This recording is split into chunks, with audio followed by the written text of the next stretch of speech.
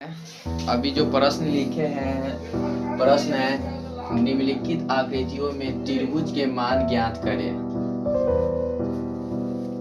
त्रिभुज के मान ज्ञात करें। प्रश्न एक है निम्नलिखित आकृतियों में त्रिभुज के मान ज्ञात करें।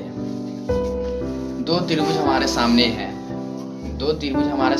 यही दोनों त्रिभुज के मान निकालना है। इसको मान लिया तीनों कोणों का योग याद करना, मान की आकृतियों पूछ रहा है वहाँ, तो तीनों कोणों के मान ज्ञात करना, मान कि यहाँ x का मान निकालना है, यहाँ भी x का मान निकालना है। तो तीनों कोणों का मान होता है जितना वो अभी निकालते हैं, तीनों कोणों का मान 180 डिग्री होता है। तो हम देखो निकालने जा रहा है। देखो देखना, पहले लिखेंगे हम तीनों कोणों का मान।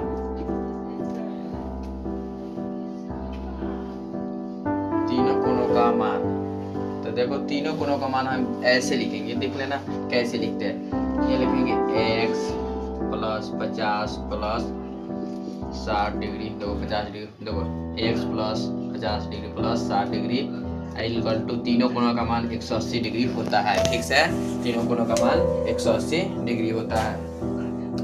तो इसको देखो x इक्वल टू, देखो पहले जोड़ते हैं, अभी जोड़ है, इसको जोड़ना है।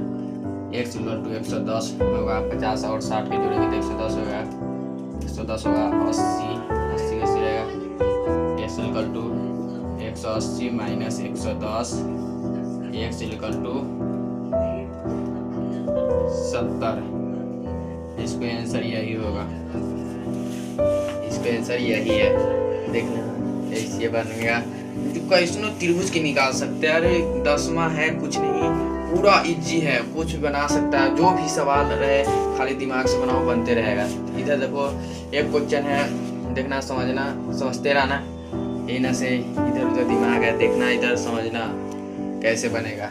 हम नहीं तो सीधे लिख दिए, तो नंबर से सीधे लिख दिए, हम समझा भी रहे हैं, समझना भी है कैसे बनेगा।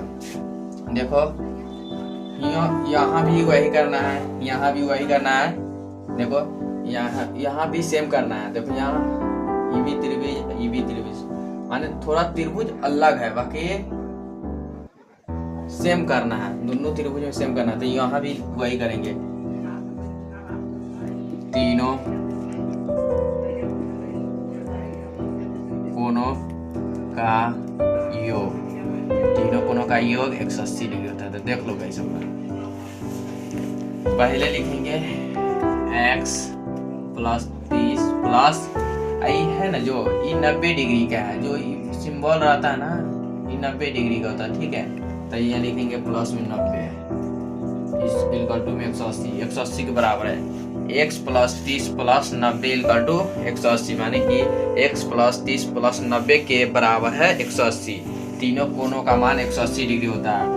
तो x प्लस 90 30 120 इक्वल टू 120 होगा ना जी,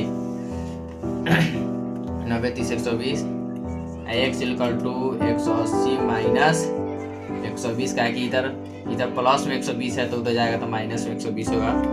क्या है देख लो इधर कैसे हुआ,